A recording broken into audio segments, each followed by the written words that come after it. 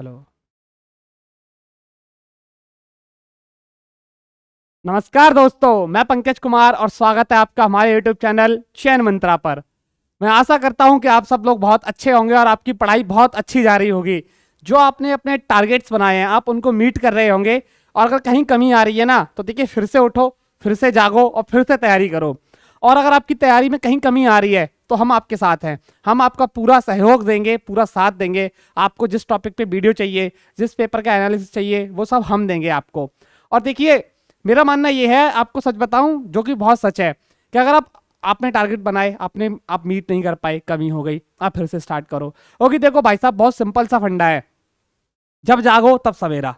आप 2 दिन नहीं पढ़ पाए, कोई बात नहीं, फिर से उठो, फिर से पढ़ो। आप 1 हफ्ते से नहीं पढ़ पाए हो, फिर से जागो, फिर से उठो। मैंने जैसे कहा, जब जागो तब सवेरा। जितनी जल्दी उठ जाओ उतना जल्दी फायदा है। ज्यादा लेट मत करना। अब इसका मतलब ये मत करना कि सर 1 महीने पढ़ेंगे ही नहीं, फिर जागेंगे, फिर सवेरा हो जाएगा। ऐसा नहीं है। तो चलिए वीडियो में आगे बढ़ते हैं। और आज हम क्या पढ़ने वाले हैं, जैसा कि हमारी सीरीज चल रही है PYQs की, जो जितने भी पिछले साल्स में जो क्वेश्चंस पूछे गए हैं, जो प्रश्न पूछे गए हैं एग्जाम्स में, हम उनको डिस्कस करेंगे। एकदम टॉप क्लास के क्वेश्चंस आपके लिए छाट के लेके आए हैं। और नॉट ओनली के क्वेश्चन डिस्कस करेंगे, उनका एक तरह से पूरा पोस्टमार्टम करेंगे खुल के। एकदम पूरा आपको एक एक चीज बताई जाएगी डिटेल में। अगर आप वो एक क्वेश्चन के साथ साथ आपके 4-5 क्वेश्चन होंगे एक, अगर आप अच्छे से करोगे तो चलिए वीडियो में आगे बढ़े। उससे पहले आप सभी से रिक्वेस्ट है कि हमारे चैनल को सब्सक्राइब करिए, अपने फैमिली एंड फ्रेंड के साथ शेयर करिए। और देखिए, थोड़ा दम दिखाइए भाई, लाइक वाइक किया कीजिए, वीडियो को शेयर कीजिए, जिससे हमको लगे कि हाँ भाई लोग जुड़े हैं। तो चलिए without any further delay start करते हैं अपनी वीडियो को। तो देखिए, बढ़ते हैं आगे। तो देखिए, हमारा पहला क्वेश्चन क्या है भाई साहब। पहले लेंगे हम अपना पेन, आपके लिए रेड पेन लेंगे। रेड पेन हमने ले लिया। तो भाई साहब, हमारा पहला क्वेश्चन क्या कह रहा है, India is lying entirely in which hemisphere. इन जो हमारा भारत देश है, अब तो ऑफिशियली आप भारत कह सकते हो ना, क्योंकि तो भाई साहब गवर्नमेंट ने भी भारत ही बोल दिया, कि जो भारत है वो हमारे किस गोलार्ध में स्थित है। सदर्न, नॉर्दर्न, ईस्टर्न, या कौन सा बताइए जरा। या हमारा जो कहते हैं उसको क्या, वेस्टर्न। तो कौन से गोलार्ध में स्थित है। तो देखिए, इसका राइट आंसर क्या होगा। अगर आपने बेसिक भी पता है, अगर आपको नॉर्थ साउथ और इन सब के बारे में पता है, यानी कि उत्तर पूरब दक्षिण क्या होते हैं, तो आप आसानी से इस क्वेश्चन को कर ले जाओगे। इसका राइट आंसर होगा नदर्न हेमिस्फेयर। कहां पर स्थित है भाई साहब, नदर्न हेमिस्फेयर में। कैसे स्थित है, तो देखिए आपको मैप के थ्रू समझाता हूं ये। आप यहाँ पे देखिए, आपको मैप दिख रहा है अच्छे से। तो देखो, ये पूरे वर्ल्ड का मैप है, पूरा वर्ल्ड है, ठीक है। आप सब अच्छे से जानते हो, इसको हम बोलते हैं नॉर्थ, ठीक है। नॉर्थ, 1 मिनट, थोड़ा सा पेन का साइज बढ़ाएंगे। इसको हम बोलते हैं नॉर्थ। ये है हमारा साउथ यानी कि दक्षिण। ये है हमारा ईस्ट यानी कि पूरब, ठीक है। और ये है हमारा वेस्ट यानी कि पश्चिम। तो अब आप यहां पे लगा सकते हो, ये हो गया अफ्रीका, ये हमारा क्या, इंडिया। तो इंडिया कौन से गोलार्ध में स्थित हो गया भाई साहब, इसका राइट आंसर क्या हो गया, नॉर्थ हेमिस्फेयर। याद रखिएगा, ये हमारा क्या, दक्षिण गोलार्ध है और ये उत्तरी गोलार्ध है, यानी कि नॉर्थ हेमिस्फेयर, सदर्न हेमिस्फेयर। बिल्कुल भूलना मत, गलती मत करना इस चीज में, एकदम इसको अच्छे से पता कर लो। और अगर आपसे एक और चीज पूछी जाए कि नॉर्थ तो है ही है, साथ साथ किस में स्थित है, जैसे मैंने बताया ये ईस्ट है, ये हमारा वेस्ट है, तो कौन से में हो गया। आप ऐसे करके इसको एकदम काट सकते हो यहां से। तो क्या हो गया, नॉर्थ ईस्ट। ये भी आपसे आ सकता है, नॉर्थ ईस्ट गोलार्ध में स्थित है या फिर नॉर्थ में स्थित है। हालांकि आपसे ज्यादातर चांसेस है आपसे नॉर्थ के बारे में पूछा जाएगा, ठीक है। बिल्कुल आपको अच्छे से समझ आ गया। अगर मैं आपसे फर्दर बात करूं तो भाई साहब देखो, आपको ये जो लाइन दिख रही है इसको कहते हैं हम इक्वेटर। बिल्कुल मत भूल जाना, इसको हम बोलते हैं इक्वेटर। इसको बोलते हैं हम कर्क रेखा। इसको हम बोलते हैं मकर रेखा, ठीक है। अब आप कहोगे ये भी तो एक लाइन है, ये कौन सी है। तो भाई साहब ये अंटार्कटिक सर्किल है। और ये जो आपको यहाँ पे दिख रहा होगा, कहाँ है, ये रहा, ये आपका आर्कटिक सर्किल है। अब ये होते क्या है, तो देखिए आपको अच्छे से समझाता हूँ। अभी हम चलेंगे यहाँ पे, इसको हम करेंगे ब्लैक, आपके लिए थोड़ा सा प्रॉब्लम नहीं होने देंगे। 1 मिनट, आपके लिए इसको करते हैं ब्लैक हम अभी। ये देखिए हो गया ब्लैक। अब देखिए मैं आपको यहाँ पे समझाता हूँ। ये देखो, मान लो कि मैं यहाँ पे मैप ड्रॉ, ये एक मैंने गोलार्ध बना लिया, ये वर्ल्ड मैप हो गया। हालांकि ऐसा नहीं फ्लैट होता है, लेकिन आप समझने के लिए इसको मान सकते हो। ये हो गया यहाँ पे, जैसा मैंने आपको बताया, ये आपका सदर्न हेमिस्फेयर, ईस्ट हो गया, ये आपका नॉर्थ हो गया, और ये आपका क्या हो गया, वेस्ट हो गया, यानी कि पश्चिम हो गया। इसको अच्छे से याद रखिएगा, ये हो गया वेस्ट आपका। बिल्कुल मत भूलना, कोई गलती की गुंजाइश नहीं है। अब इसमें क्या है, यहाँ पे एक इसको काटती हुई एक लाइन खींचेंगे हम यहाँ पे। ये देखिए यहाँ पे एक लाइन खींच दी। इसको हम क्या बोलेंगे भाई साहब, इसको हम बोलेंगे क्या, इसको हम बोलेंगे इक्वेटर, यानी कि समांतर रेखा। इक्वेटर, इसको हम बोलते हैं इक्वेटर, बिल्कुल मत भूल जाना इसको। ये हो गई इक्वेटर। अब यहाँ पे हमने एक और लाइन खींच दी ऐसे करके, ये हमने एक और लाइन खींच दी और एक लाइन हमने यहाँ पे खींच दी ये, ठीक है। ये हो गई, ये कितनी हो गई, 23.5 डिग्री, यानी कि 23.5, 23.5 डिग्री। और यहाँ पे भी 23.5 डिग्री, ये हो गई, ठीक है, 23.5 डिग्री। ये कौन सी रेखा होती है हमारी, ये हमारी कर्क रेखा होती है, बिल्कुल मत भूलना, ये कर्क होती है और ये मकर होती है, ठीक है। Tropic of cancer, tropic of capricorn, अच्छे से याद रखना। अब यहाँ पे हम क्या करते हैं, ये लो, यहाँ पे हमने एक और ये लाइन खींच दी, एक यहाँ खींची और एक हमने यहाँ लाइन खींची, ये हो गई। ये क्या होता है भाई साहब, ये 66.5 डिग्री होता है। आपको विजुअल तो होगा ना, दिख रहा है ना, नहीं ये इतना अच्छे से नहीं दिख रहा। पेन का कलर इसमें हम लेते हैं और कोई सा ले लेते हैं, वाइट ले लेते हैं, ठीक है। ये देखिए यहाँ पे, तो यहाँ पे ये हो गई 66.5 डिग्री, अच्छे से याद रखिएगा, 66.5 डिग्री यहाँ पे हो गई। इसको हम बोलते हैं Antarctic circle, Antarctic, Antarctic circle, अच्छे से याद रखिएगा, ये होता है आर्कटिक सर्कल। अब ये क्यों बोलते हैं भाई साहब इसको, क्योंकि आपको पता है कि यहाँ पे क्या है, यहाँ आर्कटिक ओशन है और यहाँ अंटार्कटिक ओशन है। ये अच्छे से याद रखिएगा, बिल्कुल मत भूलिएगा। और देखिए आपकी जानकारी के लिए थोड़ा और बता देता हूँ कि इस वाले रीजन को क्या बोलते हैं, जो यहाँ से यहाँ तक होता है, ये वाला रीजन, ये क्या बोलेंगे, इसको हम बोलते हैं ट्रॉपिकल जोन, बिल्कुल मत भूलना, ट्रॉपिकल जोन, बिल्कुल अच्छे से याद कर लो, इसको हम बोलेंगे ट्रॉपिकल जोन। ट्रॉपिकल जोन क्या होता है, तो देखिए ट्रॉपिकल जोन वो होता है जहां जो हीट है, सन की जो हीट है वो मैक्सिमम रहती है और जो एरिया हीटेड रहता है कंपेयर टू नॉर्थ और साउथ पोल। आपने अक्सर देखा होगा इंडिया कहाँ लाई करता है, इसी एरिया में लाई करता है, अफ्रीका भी मेनली इसी एरिया में लाई करता है, मतलब आता है, इसीलिए यहाँ पे हीट ज्यादा आती है, धूप ज्यादा रहती है, तो इसको ट्रॉपिकल जोन बोलते हैं। यहाँ के जो फॉरेस्ट होते हैं अलग तरीके के होते हैं, हीट ज्यादा आती है। तो आपसे पूछा जा सकता है the area lies between the tropic of cancer and tropic of capricorn is known as tropical zone, याद रखिएगा इसको। कर्क रेखा और मकर रेखा के बीच में जो एरिया आता है उसको ट्रॉपिकल जोन बोलते हैं, अच्छे से याद रखना। अब आपसे पूछा जा सकता है भाई साहब अब इस एरिया को, फिर इस वाले एरिया को क्या बोलेंगे, तो देखिए ये वाला एरिया आपका यहाँ से यहाँ तक, कहाँ, आर्कटिक सर्कल से लेके ट्रॉपिक ऑफ, कौन सा, ये वाला, आर्कटिक सर्कल से लेके ट्रॉपिक ऑफ कैंसर के बीच में जो एरिया होगा इसको क्या बोलेंगे हम, ये वाले एरिया को, इसको हम बोलेंगे temperate zone, temperate zone, temperate zone, इसको मत भूलना बिल्कुल भी, इसको हम टेम्परेट जोन बोलेंगे। और ये सेम एरिया यहाँ पे होगा, ये आपका यहाँ से यहाँ तक, ये वाला, ये नहीं होगा, ये वाला एरिया, ये भी क्या होगा आपका टेम्परेट जोन होगा। ये क्या होता है, टेम्परेट जोन वो होता है जहां बर्फ, यानी कि जो एरिया ठंडा रहता है, कंपेयर टू इस वाले एरिया के कंपेयर में ये ठंडा होगा, बिल्कुल मत भूलना इस चीज को भी। अब आपसे पूछा जाएगा भाई साहब कि जो एरिया है, ये वाला एरिया, साउथ पोल से लेके ये अंटार्कटिक सर्कल तक का एरिया है, ये वाला यहाँ पे जो आपको दिख रहा है, और ये जो बचा हुआ एरिया है दोनों साइड में, इसको हम बोलते हैं फ्रीज जोन। फ्रीज जोन का मतलब होता है जो ठंडा रहता है, बहुत ज्यादा ठंडा। आपको भी पता है कि जो नॉर्थ पोल और साउथ पोल है वो बहुत ज्यादा ठंडे होते हैं, जहां बहुत ज्यादा बर्फ पड़ती है। तो आई होप कि आपको ये पूरा एक जो मैंने ग्लोब समझाया है वो अच्छे से समझ आ गया होगा। बाकी आप जब जियोग्राफी पढ़ोगे या टॉपिक पढ़ोगे अच्छे से, तब आपको पूरा डिटेल में बताया जाएगा। अभी आप इतना समझिए, ये आप पूरा समझ चुके हो। बढ़ते हैं हमारे नेक्स्ट क्वेश्चन की तरफ। India is the largest country of the world. Bharat जो है दुनिया के कौन सी कंट्री है, यानी कि साइज के हिसाब से पूछ रहा भाई साहब, तो इसका आंसर क्या होगा, फिफ्थ या फिर फर्स्ट होगी, फर्स्ट होना चाहिए ना। अगर फर्स्ट करोगे ना तो फंस ही जाओगे बिल्कुल, क्योंकि इंडिया जो फर्स्ट है किसमें है, वो बाय पॉपुलेशन है ना कि बाय साइज। इसका राइट आंसर होगा 7, यानी कि इंडिया वर्ल्ड की 7वीं सबसे बड़ी कंट्री है बाय साइज। अब आप कहोगे भाई साहब कि 5वीं कौन सी है, तो देखिए 5वीं कौन सी है आपकी, ब्राजील, इसको मत भूलना। वर्ल्ड की 5th लार्जेस्ट कंट्री है ब्राजील, अच्छे से याद रखिएगा। आपको यहां समझाता हूं। नंबर 1 पे आता है आपका रसिया, बिल्कुल मत भूलना इस चीज को।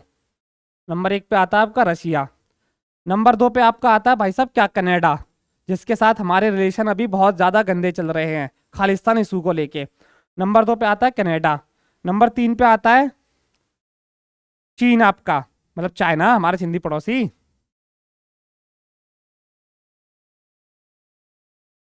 आपका हो गया चाइना। नंबर 4 पे आप किसको रखोगे भाई साहब? USA, United states of America. Number 5 पे जैसा मैं आपको बता चुका हूं, नंबर 5 पे आपका आएगा ब्राजील। इसको भी मत भूलना, नंबर 5 पे आएगा ब्राजील। नंबर 6 पे क्या आएगा भाई साहब? नंबर 6 पे क्या आएगा? नंबर 6 पे आएगा आपका ऑस्ट्रेलिया। इसको भी मत भूलना, अच्छे से याद रखिएगा। नंबर 6 पे आएगा आपका ऑस्ट्रेलिया। अच्छे से पता चल गई। और नंबर 7 पे आपका क्या है? इंडिया। इन सारी चीजों को अच्छे से याद कर लेना। बढ़ते हैं हमारे नेक्स्ट क्वेश्चन की तरफ। तो भाई साहब हमारा अगला क्वेश्चन बोल रहा है, हिंद महासागर में किस देश की तट रेखा सबसे लंबी है? इन 4 देशों में से कौन सा देश है जिसकी जो तट रेखा यानी कि जो कोस्ट लाइन है वो सबसे लंबी है हिंद महासागर यानी कि इंडियन ओशन के अंदर? तो इसका राइट आंसर ऑफकोर्स आपको पता है, इंडिया होगा। क्योंकि आप अच्छे से लगा सकते हो, पाकिस्तान की तो क्या ही होगी, इनका तो मतलब कुछ भी अच्छा नहीं है, ये देश ही पता नहीं क्यों है, मतलब ऐसे ही है। इसका भैया राइट आंसर है इंडिया। अब इंडिया की टोटल कोस्ट लाइन है कितनी? तो देखो इंडिया की जो टोटल कोस्ट लाइन है, यहाँ पे इंडिया की टोटल कोस्ट लाइन है 7,516 किलोमीटर। बिल्कुल मत भूलना। अब इसमें बात करें, टोटल इंडिया के 9 स्टेट्स हैं। इंडिया के 9 स्टेट्स हैं जिनकी कोस्ट लाइन है। 9 स्टेट्स हैं और 2 यूटीज हैं। 2 यूटीज हैं, इनके बारे में याद रखिएगा। कौन सा? यूनियन टेरिटरी है इंडिया की, बिल्कुल मत भूलना। आगे बढ़े हम, तो देखिए ये आप मैप के थ्रू यहाँ अच्छे से समझ पाओगे। तो देखो जैसा मैंने कहा, गुजरात। गुजरात भाई साहब लार्जेस्ट कोस्ट लाइन है, 1600 किलोमीटर, भूलना मत बिल्कुल भी। 1600 किलोमीटर की गुजरात की कोस्ट लाइन है टोटल। उसके बाद आपका महाराष्ट्र हो गया, Karnataka, Kerala, Tamil Nadu, Andhra Pradesh, Orissa and West Bengal. Total कितने हो गए? 9 स्टेट हो गए। सबसे ज्यादा गुजरात की है, सबसे कम किसकी है? गोवा की। कितनी है? 101 किलोमीटर, यानी कि 101 किलोमीटर गोवा की कोस्ट लाइन है टोटल। 2 हमारी यूनियन टेरिटरी हैं, एक पुडुचेरी और एक आपकी कहाँ पड़ेगी? आपकी यहाँ पे दमन एंड दीव पड़ेगी। 2 यूनियन टेरिटरी हैं जिनकी कोस्ट लाइन है यानी कि तट रेखा है। ये भी अच्छे से याद रखिएगा। मैप आपको विजिबल हो रहा होगा। मेन चीज आपको ये जो पूरी कोस्ट लाइन दिख रही है आपके लिए, ये मेन है। ये आपका अरेबियन सी हो गया, और ये आपका इंडियन ओशन हो गया, और ये आपका बे ऑफ बंगाल हो गया। बिल्कुल अच्छे से याद रखना। नेक्स्ट हमारा क्वेश्चन पूछ रहा है आपसे भाई साहब, एक चीज बताइए जरा इसके बारे में। The best capable alternative source which can meet the future energy demand. भाई साहब एसएससी जीडी के अंदर ये क्वेश्चन पूछा गया था। हिंदी में इसकी टाइपिंग भूली गई है कि वो ऐसा कौन सा एनर्जी का सोर्स है जो हमारी फ्यूचर डिमांड होगी, यानी कि जो हमारी भविष्य में खपत होगी उसको पूरा कर पाएगा। क्या लगता है आपको? हाइड्रोजन, जियोथर्मल, या फिर थर्मल, या न्यूक्लियर पावर? क्या कर पाएगा? तो देखिए इसका राइट आंसर होगा हमारा न्यूक्लियर पावर। जो न्यूक्लियर पावर है वो हमें कर पाएगी। अब न्यूक्लियर पावर से न्यूक्लियर बॉम्ब मत समझ लेना। न्यूक्लियर एनर्जी के 2 यूज होते हैं। एक तो आप सिविलियन यूज करते हो, यानी कि इसलिए पावर प्लांट चलाने में, मेडिसिन में करते हो। एक आप अपना जो है बॉम्ब बनाने के लिए करते हो, बॉम्ब वगैरह हो गए, यानी कि मिलिट्री यूजेस करते हो। अब बात करें इसकी, तो देखिए भाई साहब थर्मल पावर प्लांट, यानी कि थर्मल पावर प्लांट क्या है? थर्मल पावर प्लांट के भाई साहब बहुत सारे ड्रॉबैक हैं। क्या है? थर्मल का सीधा मतलब है किससे चलेगा? कोयले से चलेगा, यानी किससे? कोल से चलेगा। ये कोल से चलेगा। अब भाई साहब जब कोल खत्म हो जाएगा, जो कि हमारे कन्वेंशनल सोर्स है, परंपरागत जिसको बोलते हैं, जब ये खत्म हो जाएगा तो कहां से लाओगे? दूसरी बात, इससे क्या होता है? इमिशन होगा, बहुत ज्यादा इमिशन होगा, तो ग्रीन हाउस गैसेस बनेंगी। और जो आपको पता है पूरी दुनिया में जो रायता फैलाया हुआ है वो इन ग्रीन हाउसेस का ही फैलाया हुआ है, उसी को हम अब तक समेटते फिर रहे हैं। क्यों? इसके लिए सस्टेनेबल डेवलपमेंट गोल लाए गए थे 2015 में, 2030 तक जिनको सारी कंट्रीज को पूरे करना है, ये इसी के लिए। इसलिए तो इसको तो भाई साहब बिल्कुल भी यूज करना भी नहीं चाहेंगे। इंडिया ने खुद बोला है कि 2030 तक जो हमारी टोटल एनर्जी डिमांड है उसका एटलीस्ट 50%, 30 to 50% हम रिन्यूएबल एनर्जी रिसोर्स से लाएंगे, जिसके अंदर आपका न्यूक्लियर एनर्जी भी आता है। याद रखिएगा।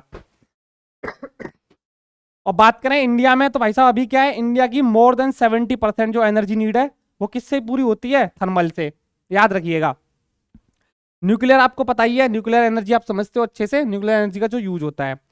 हाइड्रो इलेक्ट्रिक, हाइड्रो इलेक्ट्रिक का सिंपल सा मतलब है कि इसके लिए आपको पानी चाहिए, बहुत पानी चाहिए। ऐसा नहीं कि पानी में बस बन गई, पानी चाहिएगा। पानी पे आपको डैम बनाने पड़ेंगे, डैम से पानी गिरेगा, टरबाइन रोटेट करेगी और फिर वो आगे जाके ट्रांसफर करेगी अपनी एनर्जी को, तब वो इलेक्ट्रिसिटी जनरेट होगी। इसमें भी बहुत ज़्यादा पैसा चाहिए और बहुत ज़्यादा मेन आपके लिए क्या है? आपका पानी का यूज बहुत ज़्यादा होना चाहिए इसके लिए।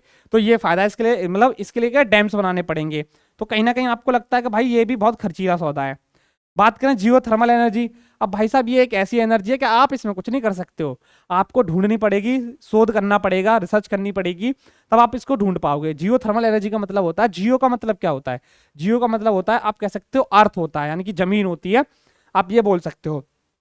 तो जमीन के अंदर जो एनर्जी ट्रैप है, उस एनर्जी को यूज करके हम जो अपने जो पावर प्लांट्स हैं उनको चलाएं और उसमें अपने काम में लें, उसको बोलते हैं हम जियो थर्मल एनर्जी। तो आप कह सकते हो ये तो इंडिया में, आप कहो दिल्ली में ढूंढो नहीं मिलेगी, ये कहाँ इंडिया के नॉर्दर्न भाग में मिलती है, ऐसे हिमाचल प्रदेश हो गया, लद्दाख में अभी फाउंड किया गया था, वहां मिलती है।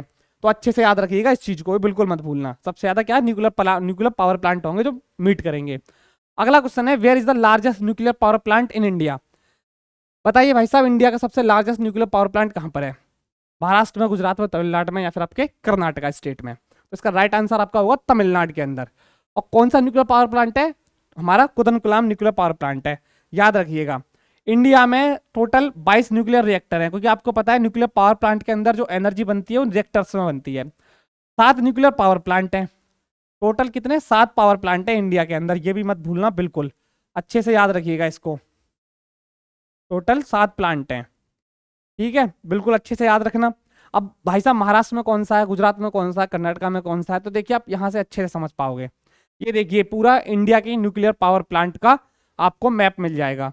चलिए इसके बारे में डिस्कस कर लेते हैं। तो देखिए यूपी के अंदर इकलौता न्यूक्लियर पावर प्लांट है जिसका नाम है नरौरा एटॉमिक पावर स्टेशन, जो कि बुलंदशहर डिस्ट्रिक्ट में पड़ता है। राजस्थान के अंदर है राजस्थान एटॉमिक पावर स्टेशन, जिसके और यूनिट बनाए जा रहे हैं, और इसको एक और नाम से जाना जाता है, बिल्कुल मत भूल जाना इसको, इसको रावत भाटा के नाम से भी जाना जाता है। आपसे पूछा जा सकता है, रावत भाटा, रावत भाटा के नाम से भी जाना जाता है। गुजरात के अंदर है आपका Kakrapar atomic power station. Maharashtra के अंदर है तारापुर एटॉमिक पावर स्टेशन, इसको भी मत भूलना। और आपका कर्नाटका में कायगा जनरेशन स्टेशन या फिर एटॉमिक पावर स्टेशन है, ये भी याद रखिएगा। तमिलनाडु के अंदर आपका कुदनकुलाम है, जो इंडिया का सबसे लार्जेस्ट न्यूक्लियर पावर स्टेशन है। और अगर हम बात करें मद्रास के अंदर, यानी कि हमारा ये जो चेन्नई के अंदर क्या है, मद्रास एटॉमिक पावर स्टेशन या फिर चेन्नई एटॉमिक पावर स्टेशन भी बोला जाता है इसको, बिल्कुल मत भूल जाना इस चीज को, ठीक है। और अगर आपसे एक और बात करूं, आपसे क्वेश्चन पूछा जा सकता है कि भाई साहब इंडिया में न्यूक्लियर पावर के फादर कौन है? तो होमी जहांगीर भाभा, जो एक इंडियन फिजिसिस्ट थे, एक साइंटिस्ट थे, वो इसके कौन है? न्यूक्लियर, जो हमारा यहाँ न्यूक्लियर प्रोग्राम है उसके फादर हैं होमी जहांगीर भाभा, बिल्कुल मत भूलना इस चीज को, अच्छे से याद कर लो, एकदम कंठस्थ कर लो, गलती से भी गलती ना हो जाए आपसे। अगर हम बात करें आगे, तो ये क्वेश्चन हमसे पूछ रहा है 9 जनवरी को किस दिवस के रूप में मनाया जाता है? भाई साहब बिल्कुल याद होगा आपको, बहुत ज्यादा न्यूज में रहता है। अब बताइए क्यों मनाया जाता है? तो देखिए इसका राइट आंसर क्या होगा, मैं आपको सीधा बताता हूँ। इसका राइट आंसर आपका होगा प्रवासी भारतीय दिवस, अच्छे से याद रखिएगा। अब ये मनाया क्यों जाता है, तो देखिए बताते हैं आपको। प्रवासी भारतीय दिवस मनाया जाता है, इसको एक और बोलते हैं NRI, NRI यानी कि non resident Indian, non residence Indian. क्यों मनाते हैं? देखिए महात्मा गांधी जी जब 1888 में लंदन गए थे अपनी पढ़ाई करने, किसके लिए? बैरिस्टर लॉ के लिए। इनर टेम्पल लंदन नाम का स्कूल था, उसमें उन्होंने एडमिशन लिया। फिर कब आए थे वो वहां से? 1888 में गए थे, 1892 में लौट के आ गए थे। 2 साल तक यहाँ पे घूमे, कोई उनको काम नहीं मिला, मतलब जब वो नहीं था तो 1893 में वो कहाँ गए? 1893 में गए वो कहाँ पर? साउथ अफ्रीका गए। दादन अब्दुल्ला नाम की कंपनी थी, उन्होंने अपना उनको कांटेक्ट दिया, वहां पे उन्होंने काम किया, वहां पे उन्होंने बहुत सारे काम किए। उसके बाद जब वो इंडिया लौट के आए थे, वो डेट कौन सी थी भाई साहब? वो 9 जनवरी 1915 थी, 9 जनवरी 1915 थी। और उनके कारनामे देख के साउथ अफ्रीका में इंडिया वाले बहुत खुश हुए कि भाई साहब बहुत अच्छा काम करके आ रहे हैं, तो बहुत खुशी हुई। तो उन्होंने उनका वो क्या मनाया गया, उनके लिए क्या अतिथि देवो भव, आइए आप। और तभी से हम क्या मनाते हैं? NRI यानी कि भारतीय प्रवासी दिवस, नॉन रेजिडेंस इंडियन, कुछ भी कह सकते हो। 1915 से हम इसको सेलिब्रेट करते आ रहे हैं, रीजन मैंने बता दिया क्यों। बात करें वर्ल्ड हिंदी डे कब मनाया जाता है, तो देखिए यहाँ पे इसको स्क्रीन करता हूँ। वर्ल्ड हिंदी डे कब मनाया जाएगा आपका? वर्ल्ड हिंदी डे आपका मनाया जाता है भाई साहब 10 जनवरी को, बिल्कुल मत भूलिएगा, 10 जनवरी को मनाते हैं। और आपसे पूछा गया नेशनल यूथ डे, राष्ट्रीय युवा दिवस, ये कब मनाया जाता है भाई साहब आपका? ये 12 जनवरी को मनाया जाता है, 12 जनवरी को एवरी ईयर। क्यों मनाते हैं? क्योंकि इसी दिन 12 जनवरी को बर्थ एनिवर्सरी कमेमोरेट करते हैं हम स्वामी विवेकानंद जी की, एक हमारे जो बहुत बड़े स्पिरिचुअल लीडर और एक बहुत डिसाइपल, मतलब यूथ के आइकन माने जाते हैं। और इनकी एक और फेमस चीज़ है कि कि जो 1893 है, यानी कि याद रखिएगा आपसे। देखिए मैं यहाँ बताता हूँ, एक नया पेज लेंगे हम। ये देखिए, तो 12 जनवरी क्या हो गया आपका, 12 जनवरी को हम क्या बनाते हैं, national youth day. National youth day भूलना मत। क्यों मनाते हैं, स्वामी विवेकानंद जी की बर्थ एनिवर्सरी को कमेमोरेट करने के लिए। Birth anniversary of Swami Vivekananda ji की, ठीक है। अब इनके बारे में एक बहुत ज्यादा फेमस चीज है, क्या है, सितंबर में इन्होंने क्या किया था, सितंबर 1893 में वर्ल्ड रिलीजियस कांग्रेस को अटेंड किया था। क्वेश्चन पूछा गया है कि वर्ल्ड रिलीजियस कांग्रेस जो है किस ईयर में अटेंड करी थी, तो 1893 में करी थी। कहां करी थी, शिकागो के अंदर करी थी। बिल्कुल मत भूल जाना इस चीज को। कहां करी थी भाई साहब, शिकागो के अंदर करी थी, जो यूएसए में पड़ता है, ठीक है। बहुत फेमस स्पीच है इनकी, जहां जाकर इन्होंने कहा था sisters and brothers of the United states of America. भूल मत जाना इस चीज को, इसलिए इसको मनाया जाता है, बहुत ज्यादा फेमस है। अगर अगला हमारा क्वेश्चन है कि भाई साहब नेशनल यूथ डे हो गया आपका, हिंदी डे हो गया, अब ये Indian army day. Indian army day कब मनाया जाता है, तो भाई साहब ये 15 जनवरी को मनाया जाता है। 15 जनवरी को हर साल सेलिब्रेट करते हैं। 15 जनवरी को तो करते ही करते हैं। क्यों करते हैं 15 जनवरी को, तो देखिए 15 जनवरी 1949, याद रखिएगा इसको। 15 जनवरी मैं यहाँ लिखता हूँ, 15 जनवरी 1949 को पहले इंडियन, यानी कि पहले इंडियन थे जिन्होंने क्या किया था, इंडियन आर्मी का चार्ज संभाला था। कौन थे, कमांडर के एम करेप्पा साहब थे, जिन्होंने पहले इंडियन बने जो इंडियन आर्मी का चार्ज संभाला, और लेटर ऑन यानी कि बाद में जाके वो पहले फील्ड मार्शल बने इंडिया के, यानी कि 5 स्टार रैंक के ऑफिसर बने वो। किससे लिया था, तो भाई साहब इंग्लिश कमांडर थे सर फ्रांसिस रॉय बुचर, उनसे कमांड ली थी इंडियन आर्मी की। बिल्कुल मत भूल जाना। और देखिए के एम करेप्पा साहब, याद रखिएगा के एम करेप्पा, भूल मत जाना इस चीज को, क्वेश्चन आ जाता है आपसे। के एम करियप्पा साहब पहले इंडियन थे जिन्होंने इंडियन आर्मी की कमान संभाली, बाद में फील्ड मार्शल बने। इनके बाद में एक और फील्ड मार्शल बने जो कि लास्ट थे, कौन थे बताइए जरा आपको, Sam Manekshaw. Sir Sam Manekshaw साहब थे जो हमारे सेकंड कौन बने थे, हमारे फील्ड मार्शल बने थे, जिनके नाम पर एक नई मूवी आ रही है, वन ऑफ द बेहतरीन मूवी आ रही है। कौन सी वाली मूवी आ रही है, सैम बहादुर के नाम से, जिसमें विकी कौशल एक्टिंग करने जा रहे हैं। याद रखिएगा, अगर मौका मिले जाना जरूर, मैं स्ट्रांगली रिकमेंड करता हूं आपको। मैंने देखी नहीं है पर मूवी अच्छी होगी, गारंटी है। क्योंकि 1971 वॉर जो बना था ना, हुआ था जो बांग्लादेश नया बना था, वो जो हमारे सैम मानेकशॉ फील्ड मार्शल थे उस टाइम पे, उन्होंने ही लीड किया था इंडिया को। अब ये तो ये हो गया भाई साहब। अब एयरफोर्स डे कब मनाया जाता है, इंडियन एयरफोर्स डे, तो भाई साहब ये अक्टूबर को मनाया जाता है, 8 अक्टूबर को। आप कहोगे भाई साहब नेवी डे कब मनाया जाता है, तो देखिए ये भी याद रखिए, नेवी डे कब मनाया जाता है, Indian navy day. Indian navy day कब मनाया जाता है, ये मनाया जाता है आपका दिसंबर को, यानी कि दिसंबर 4 को। अच्छे से याद रखिएगा, इस चीज को भी मत बिल्कुल भूल जाना, 4 दिसंबर को मनाया जाता है। आपको पता होगा इंडियन नेवी ने हाल ही में अपना फ्लैग में क्या कुछ चेंजेस करे हैं, जिसमें क्या है कि जो छत्रपति शिवाजी महाराज जी का ट्राइडेंट था, उनका जो लोगो था नेवी का, उसको अपने यहाँ इनकलकेट किया, मतलब अपने लोगो में शामिल किया। भूल मत जाना बिल्कुल भी, ठीक है। तो ये था हमारा लास्ट क्वेश्चन। आई होप कि आपको ये छोटी सी जो वीडियो है, जो एनालिसिस की वीडियो है प्रीवियस ईयर क्वेश्चन पेपर की, आपको अच्छी लगी होगी। अगर अच्छी लगे तो अपना फीडबैक नीचे कमेंट सेक्शन में देना मत भूलिएगा। और आपको अगर इसका पीडीएफ चाहिए तो आप इसका पीडीएफ हमारे टेलीग्राम चैनल से भी ले सकते हो, हमारे ऐप से भी ले सकते हो। ऐप का लिंक आपको हमारे डिस्क्रिप्शन में मिल जाएगा, नहीं तो आप प्ले स्टोर पर चयन मंत्रा टाइप करोगे, इजीली आपको मिल जाएगा। और देखिए आपसे फिर से रिक्वेस्ट है कि अपना वैल्यूएबल फीडबैक कमेंट नीचे हमें दे सकते हो, और हमें बता सकते हो किस तरीके की आपको क्लासेस और चाहिए, और हम उस पर आगे फर्दर काम करते रहें। तो वीडियो को लाइक करिएगा, अपने फैमिली एंड फ्रेंड के साथ शेयर करिएगा।